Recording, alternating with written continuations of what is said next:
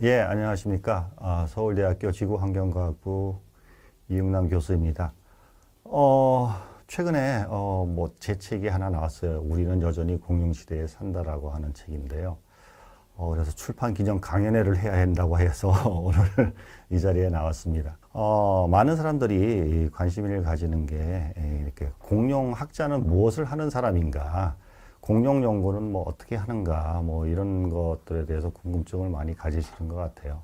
뭐 이러한 고생물학의 뭐 여러 가지 응용할 점 뭐 이런 것들이 굉장히 중요하기도 하지만 사실은 제일 제가 고생물학에 빠진 거는 재밌기 때문이에요. 뭐 학문이라는 게 물론 뭐 이걸 연구해서 커다란 뭐 결과를 내고 거기에 우리 인간 사회에 뭐 어떤 커다란 뭐 경제적인 이익을 주고 뭐 이런 것도 중요하지만 사실은 좋아하는 것 자체로 모든 것이 다 설명될 수 있거든요. 그래서 왜 아이들이 이렇게 고쳐, 뭐, 얘들이 공룡에 대해서 잘 뭐, 어떻게 알겠어요? 그렇지만 왜 아이들이 본능적으로 이런 뭐, 공룡이나 아니면 뭐, 이런 다른 화석에 대해서 이렇게 관심을 가지고 좋아하게 될까요? 그래서 그런 걸 보게 되면 좋아하는 것이 좋은 것이다. 그래서 특히 고생물학은 그 조지 심슨이라는 유명한 고생물학자 분이 하신 말씀이 있는데, 그러니까 우리가 화석을 찾는다는 것은 생물을 죽이는 게 아니고 이미 멸종한 생물을 다시 되살려내는 그런 일을 하는 거거든요. 그래서 우리가 그냥 일반 뭐 죽이는 생물 그런 사냥꾼이 아니라 이미 지구상에서 멸종된 생물을 우리가 발굴해서 연구하지 않으면 전혀 그 존재를 알 수 없는 그런 지구에 살았던 생명의 존재를 우리가 다시 되살려내서 알아내는 그런 일을 하고 있는 거죠. 그래서 제가 이제 그 석사 학위를 마치고, 이제 어떤 공부를 더 계속할까 지금 고민을 하고 있었을 때, 1980년대 우리나라에서 드디어 공룡 발자국이 발견이 됐어요.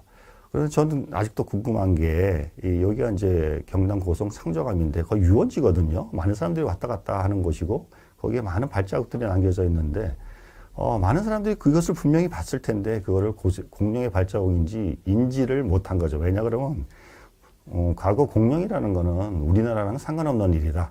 뭐 외국에서나 나오는 거지 우리나라에 무슨 공룡이 있겠냐. 이런 선입감을 가지고 있었어요. 그렇지만 이제 1980년대 우리나라의 중세대층에서 다양한 공룡 발자국들이 발견되면서 이거 찾아보니까 너무 많은 거예요. 그래서 우리나라가 이제 공룡의 중요한 산지가 됐죠. 그래서 제가 석사를 마치고 박사의 논문 주제를 뭘로 이제 택할까 생각을 하다가 공룡을 연구를 해야 되겠다. 그래서 우리나라에도 이제 공룡 발자국이 나오니 이걸 공룡을 공부하고 돌아와서 우리나라에서 공룡 화석을 찾으면서 연구를 해서 우리나라에 어떠한 과거의 어떤 생물들이 살았는지를 한번 밝혀보고 싶다.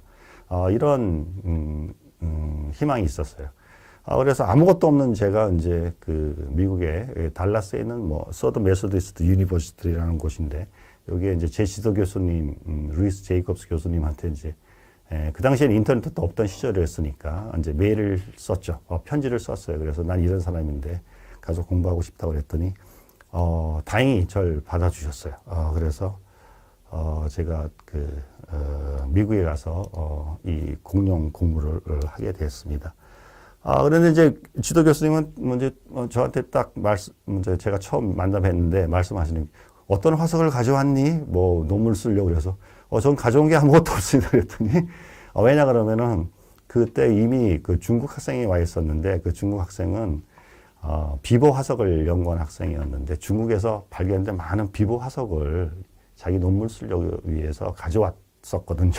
그래서 저는 그냥 빈손으로 간 거예요. 당연히 그 당시에 우리나라에 공룡에 대한 화석들이 많이 없었기 때문에. 그래서 그 지도 교수님이 좀 황당해 하시더라고요. 그러면은 그냥 뭐 여기 텍사스 지역에 그 백악기 지층에서 뭐 공룡 화석을 찾는 일부터 시작해라. 뭐 이렇게 말씀하셨어요. 그래서 저도 맨 처음에 난감은 했지만 저는 지금 생각하면 그게 굉장히 잘된 일이라고 생각합니다. 그래서 그 달라스 주변 지역에 포트워스 이런 지역을 이제 제가 계속 탐사를 하면서 이제 공룡 화석을 찾는 일부터 배우기 시작을 했거든요. 그래서 운 좋게 좋은 화석들이 많이 발견이 됐고 많이 찾게 되었습니다. 그래서 그 기간 동안 뭐 이제 이게 그냥 단순한 이 하등한 동물이 아니라 고등 동물이기 때문에 그 해부학 지식이 굉장히 많아야 되거든요. 그래서 여러 가지 다양한 이제 생물학, 해부학적 그런 강의도 많이 듣고 그랬습니다. 그래서 처음으로 이제 제가 쓴 논문이 바로 이거였어요. 콜로보링크스 와들리아이라고 해서 1994년에 논문으로 나온 건데, 이거는 이제 그 익룡의 그 앞 주둥이 화석이에요. 그런데 이 단편적인 이 화석이 왜 중요하냐 그러면은 그 당시 이 미국에서 발견된 모든 익룡은 이빨이 없는 익룡들이었어요. 뭐 여러분 혹시 들어보셨을지 모르겠지만 뭐 프테라노돈, 뭐 케찰코아틀루스 이런 것들은 다 이빨이 없는 그런 익룡들이거든요. 그런데 이거는 이빨을 가진 미국에서 처음으로 발견된 그 익룡이었었어요. 그런데 이 익룡을 연구를 해보니까 영국 거랑 굉장히 유사한 거예요. 그래서 이 공룡에 대해서 근데 이 콜로보링쿠스라는 게 이제 영국에서는 이름이 죽은 이름이었거든요. 그런데 이제 이걸 제가 다시 살려낸 거죠.